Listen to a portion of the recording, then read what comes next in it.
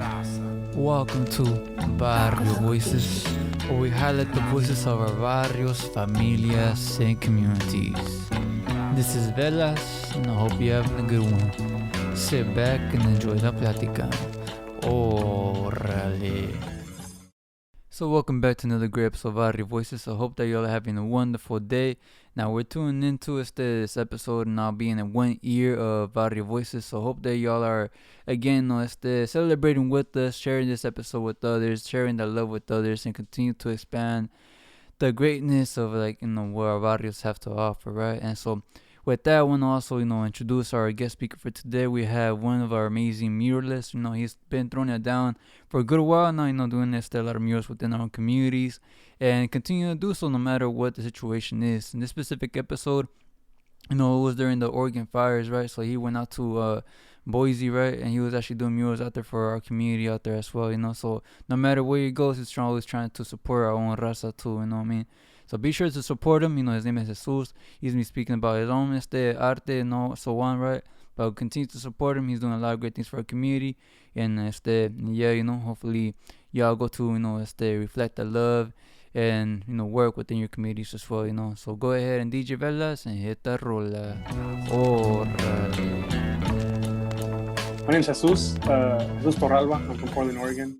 My artist name is, I just spell it Jesus, Heysus. The top part you say English in English, and the bottom part you say in Spanish. Because sometimes people call me Jesus because I read it just straight in English. But anyways, that's what I go by. I've been doing murals in Portland for about 10 years. Majority of my life as an artist, but doing a little bit of community work in the last 5 years, and then kind of mixing it in with my art. I think currently right now I'm focusing on tattooing and murals, but once you get into the world of of community work, just activism and social work, it all bleeds in eventually. Right now I'm currently in Boise, Idaho. We're taking a break from all the smoke in Portland because all of Oregon, the West Coast in general is on fire. So we just try to find a place where it's not as bad. The air quality in Portland I think is the worst in the world right now. I don't know the exact details, but it's it's not worth staying. I got my little brother and his partner. She's pregnant, so we made sure to get her out of there, and get her into a better place. So we're here now. Simon, I really do first of all, want to acknowledge, all the families that are impacted by the fires, much love goes to all of them, and hopefully they're all doing well, and hopefully they're all in a safe space, safe environment. We always think about the adults, but you're right. What about the soon-to-be mothers, right? What about the kids, and what about everybody else that's impacted? The elders too. So again, hopefully everybody's well, y sanos, But yeah, just to begin about who you are, as a person. It's very interesting to see your art, porque it really speaks a lot to our raza, what I mean? It really goes to speak highly about who we are, and I think that goes that's really heightened because of your work within the community. So how do you make the transition from the community work, from the activism to the muralismo? How does that kind of intersect with one another? Right. I don't know if it's I made a transition. I've always been an artist, and I mean just being brown in general in my community, that saying of your existence is resistance. And I think being in a place like Portland, it's seen a lot more, or I understand it a lot more because there's not a lot of raza out there. I think recently I've gone through a journey within the last six or 7 years of just really trying to decolonize myself, my mind, my body, my spirit, and really try to do research and hear stories and talk to my elders, my community about who am I, where am I from? I really started asking those questions in the last couple of years and really try to learn. I think as an artist, it's really, I mean, as a person in general, I learn a lot more through art and physically doing things. I can read and I can listen, but it doesn't translate the same. I think as an artist, I need to do it. I need to go out there. I need to go to sweat. I need to go do that art. Understand what these people were doing, like our ancestors, right? So I think through my art, you see a lot of Mesoamerican inspired work, indigenous work, and I think that's my way of trying to understand what our people were talking about. What our people were designing. I'd rather create that work and have conversations with people and see how it taps in. I think within the last couple of years, these last 3 years of me doing this type of work, I've every time I do a mural, every time I do a painting, and there's people around, I'm having these like amazing in-depth conversations, with someone from El Salvador, Honduras, and Oaxaca. My family's from Oaxaca, or my dad's from Oaxaca, and I was a big part of it too, of like trying to create work that reflects my identity. And yeah, like recently, like I was saying, like doing these murals in the city like Portland, it's almost a little wild because you would never see anything like that. At least recently, I'm probably like one of few people doing like indigenous work, or at least like Mesoamerican work in Portland. So it's very impactful, like instantly, because if you're in LA, you're in Arizona, you're like down there, but you see it everywhere. It's beautiful. I go there sometimes to just tap in and like re-energize, because I see the work out. The people are doing the work. They've been doing the work. But places like Portland, it hasn't got to the point where it's visibly everywhere. I think a lot of people have been doing work like in the socially, and like within the communities, farm workers. There's a lot of people doing that type of work, but within the mural work, there hasn't been. So I'm excited to be part of the beginning of that, or at least the next step of that.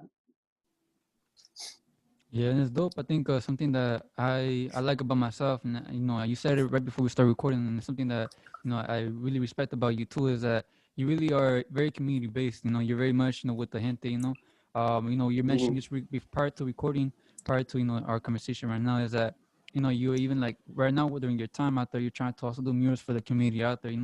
For las taquerias, for anybody that's in the community, right? For other raza that they are doing some good things for our gente. So right off the bat, like, I really respect that of you, and I think, something about you that is, right away get to recognize, is that, no matter where you're at, it's no matter where you're at, you always find your community, your sense of community, sense of belonging. You find others that, it's that you could be yourself with, and I know it's that, in places like Portland, it's a little more hard to find, that, it's the other people like us. But even like in my trip that I took up to Portland, I always, también, the same kind of concept that, same kind of practice, right? Just trying to find other people that were like us, chop it up and just, try to build, together, And so you as an artist, you as Jesus, how have you continue to practice that? Or where does that stem from? Like when did you begin to really value our community such in a way that you're willing to like do arte for them for free, or like do arte for them because you see that it would benefit their business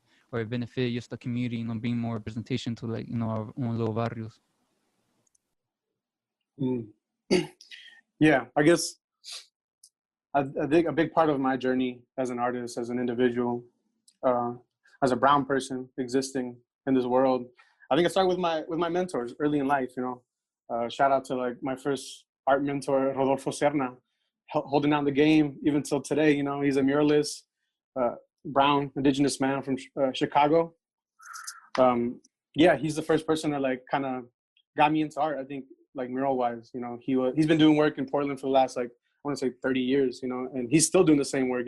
In the schools, in the detention centers, in anywhere that the people are. I look up to him a lot because he's been consistent in the work that he does. It's not for him. It wasn't really about the paycheck. It wasn't about the fame or the glory or whatever comes with it. That weird stuff. But he's consistent. He's always in the same places, and that's where the people are. And that's how I met him. Even though at a young age I didn't really understand what he was doing, and I didn't fully gravitate towards it. But as I grew and I saw his consistency within the community of being an artist, being a mentor, being a positive influence, I was drawn more to it. Because I saw myself in him. An older brown man doing work with the community, and that's how I got into like Sweat Lodge. He invited me. I got into art because he invited me, and it was a consistent thing. Because in the beginning, I didn't even want to do it. That I didn't see myself doing that. I think as a first generation Mexicano, it was really hard for me to see myself as an artist because my parents, not because they didn't think it was like something that was I can do as a job, but it's just they wanted the best for me. They came here to give me a better life, and as an artist, I don't think they saw that. Those opportunities. Yeah, they didn't see those opportunities. But as time goes by, and I knew that's what I wanted to do. Thanks to those people in my life. So thanks to people that were in Portland, older mentors doing that type of work, it made it real for me. And I think it's a thing about we talk about within my circles, cascade mentorship. Those generations. And me being the age I'm 26, me being 26 and like very active in my community and tapped into my elders. that are still doing this work. I'm that gap, you know. I'm bridging the gap from the new generation into to the elders to connect us all, you know. And that's where that knowledge is. So I think as a young person, it's my responsibility to do that, you know, pass that torch, or at least have the opportunity so they can connect. Yeah, Yeah, yeah, and yeah, man. yeah. I'm just surprised that we haven't connected before, you know, because I feel like, you know, you and I carry like the similar purposes, you know. I feel like just recently también, no, not recently, but in the past couple of years too, I really have, you know, been embodying, you know, what velas, you know, means, right, to me, right? So I mean, if you don't know, you know, I usually go by velas, right? And so, you know, for me, a vela is always bringing warmth and light into the space, you know, until like the candles put out. And so just the fact that you're talking about, you know, what role do you have within the community, you know, being the bridge, you know, from the elders to the young generation, and all these different things that you're mentioning right now really I really resonate with it. And I feel like, you know, um I feel like once you really go to grasp, you know, what does it mean to be um you know, a person of color, right? Mexicano, raza, you know, de sangre indígena, or, you know, whatever it is that we identify with, you know, we go to really, and then be sure about ourselves so well enough that we also are, you know, well versed in passing down the palabra también, you know, to the younger heads, you know.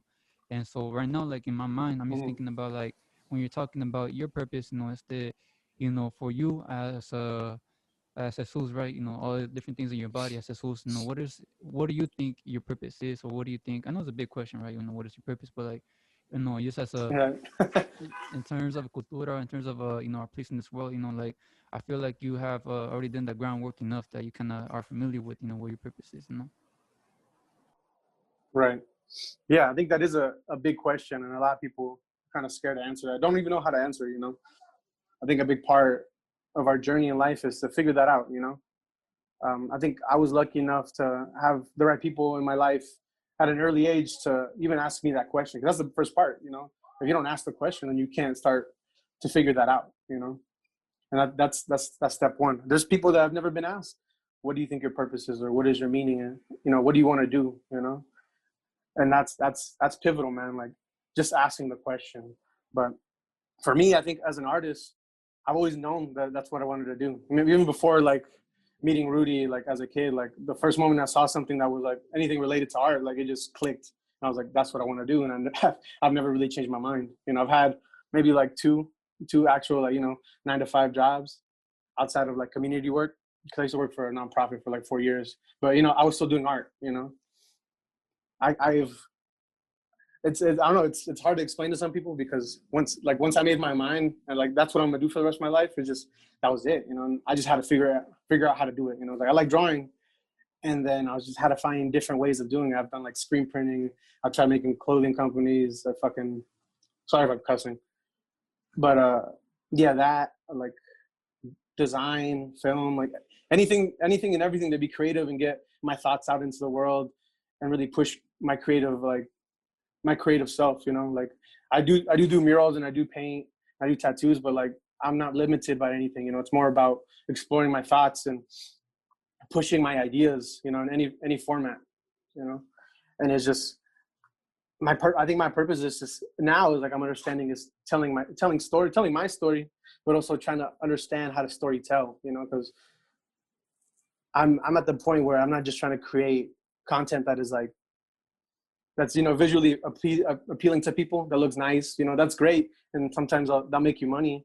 But it's like, how can I do that, or how can I just even tell stories that are, you know, that can help you in your life, you know. How can I tell stories that in certain communities they're not being told, you know. Like here in Boise, creating indigenous art is like kind of wild, because it can almost be life-threatening to me, because there's people that don't like that, you know, that don't see that being important in these communities, you know. But there's some people that need that those images, you know.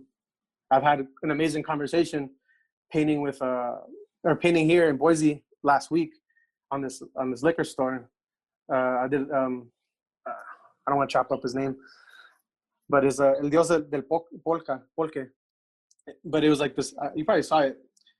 It was like a red figures, indigenous figure, and he's drinking the polque, just because it's like it was a liquor store, and I want to do something related to what I do, but I didn't want to like just create a sign. I want to do a little bit of story.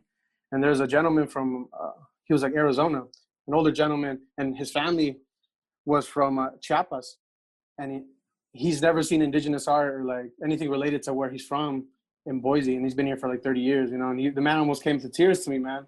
And we talked for like 2 hours. I didn't get to paint because he was just so excited to see it, you know.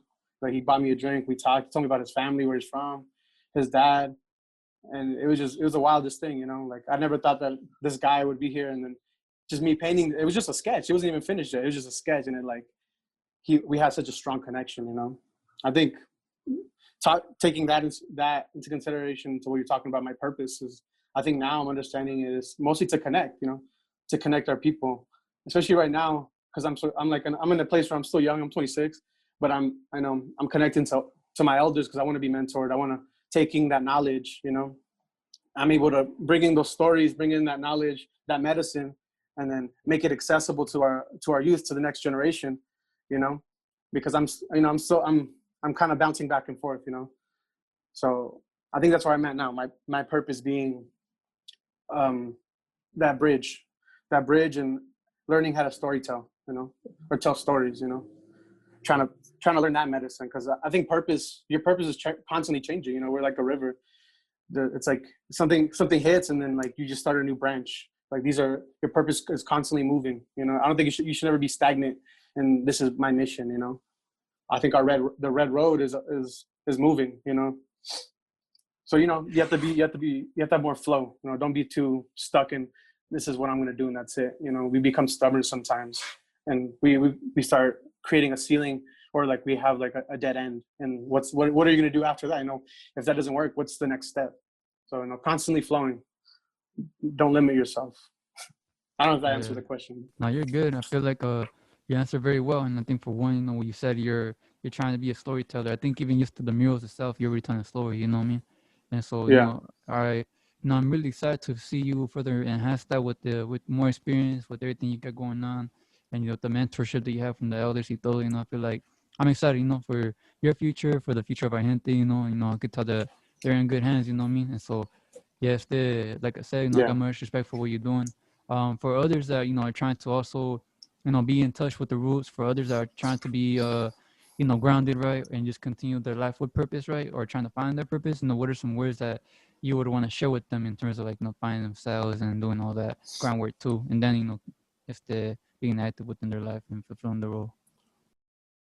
It's interesting as a young person, like me thinking back, like what did I need moving forward into my life? And it was mentorship. You know, it's mentorship and seeking out elders and people, having conversations. You know, relationships. You know, what for sure it's always your family, those that are close to you, whatever that looks like. It doesn't have to be your mother and father, biological parents, but who are those people that are invested in you, you know, that are really invested in your health and your growth mentally, spiritually.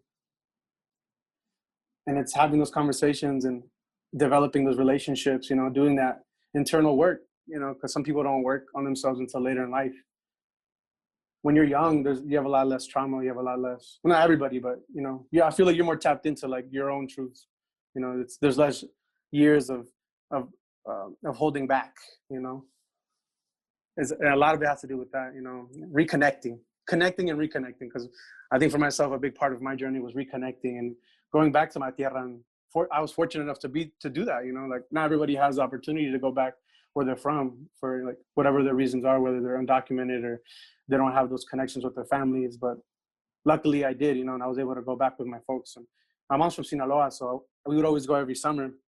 Went to school out there a little bit, living in the rancho, just, you know, bare feet on the grass and in the tierra, and talking to people, listening to stories, listening to my elders, you know, just even listen to like make jokes or cotorrear or whatever. Like all that goes into the Rolodex in my mind. I remember those stories, whether they're funny, whether they're serious, whether just, you know, it's foolish. But listening to the people, you know, going there, and then going to Oaxaca was the biggest one, just because it was so different, you know. Like my family's from un pueblito called Santiago del Rio, and it's like 6 hours from la ciudad de Oaxaca. And my grandpa had a huge rancho there, and it was like he had to walk every morning about an hour. He hiked up a mountain every morning. He was like in the 70s, and I was like 15, and I couldn't even do that, you know. So it's just the will, the power, like the health that nuestra gente have, man. It's beautiful to see, and but also understanding like colonization and how real it is out there, and like and coming back and just reflecting, man. It's crazy traveling for those that are fortunate enough and are able to. I think that's a big part of it, getting out of your circle, getting out of the square, that you live in. They're getting out of that square that you live in, man. I think that's a big thing I tell my youth when I was working with them at Latino Network was like getting my purpose was to get them out the block, because a lot of those kids, they want to stay in the block. They're comfortable in the block. That's their comfort zone. But once you get someone at their comfort zone, they feel vulnerable, But then as a mentor, I was responsible for their safety, for their spiritual safety, for their mental health, and physical, man. Like I'd take them to freaking to like I think it was like a Comic-Con, and it just like blew their mind, bro. Like it just dude, I know it's not related to that, but it's just something that's just different. Anything that's different, you can find yourself, you can see yourself in a different realm and kind of look back and know that your problems aren't as big, or that you have your ideas, even though they're different, they're okay, and it helps you grow. So yeah, just experiences, man. Experiences. I've had kids that I've worked with that have lived in Oregon, but they've never been to the coast. And they're like, I say they're kids, but they're like 23, But that's the thing, like their mentality is they were never really brought out of this box, but taking them to the coast and the first time being in the water, like changed their life. Some kids have never been to the movies, because of, poverty, because their parents are constantly working. They're just trying to keep the roof over their head. And being able to do that, being able to be someone from the community and like you say, nuestra gente can trust me, because I look like them, but I also have good intentions, having open communication. And it's beautiful, man. Like talking about it just makes me miss it, But also, I'm kind of like I'm drained, as emotionally drained, spiritually drained from like all the trauma that I'm holding from all those people, So I think it's good to be able to step back and take care of myself, But yeah, going back to what you said, the original question of like purpose, I think it's experiences, man. I can't tell you what your purpose is. Like it's your journey to figure that out, But I can give you examples of what mine is. You can take examples from other people, like yourself too. I know people are looking at us. We're on the internet. We're constantly showing the things that we do, and we're mentors whether we like it or not. We're examples whether we like it or not. And I understand that. And I try to lead by example as much as I can. Because no one's perfect. No, yeah, I agree. For one, my own advice too would be like, just to never put anybody in the pedestal. Never nobody's perfect. Everybody has room for improvement. And for us as individuals, always striving for that perfection, even though if it's not possible. Always trying to be a better person. The next day. But yeah, that's all I had for us. For to discuss. I don't know if you had any last words, but no, yeah, I don't know if you had any last words if you want to share. Yeah. I guess my last words mostly just, yeah, thank you for hitting me up. It was nice to, have a little bit of a conversation about, my art, listening to each other talk about, our own journeys and speaking about journeys. I think about this a lot on my own, in my head, but it's nice to have like a little bit of dialogue, because hopefully this helps somebody, or like, it's nice to listen to during this time that's really hard, but also, it helps me understand myself a little bit better. Having this relationship with you at the moment, having these conversations is great. But yeah, man, thank you. And I think one thing too, like, and to anybody out there that, everyone wants to have a conversation, you don't have to just listen in or wait for me to have an interview. Like you can tap in, send me a DM. Like I'm always down to talk. Like I'm not, like you said, don't put anybody on a pedestal. Like I'm just like you, I'm struggling just like everybody else. Like, I'm working hard just like anybody else. I'm not that hard to get in contact with. I'm not ignoring anybody. I might just be busy.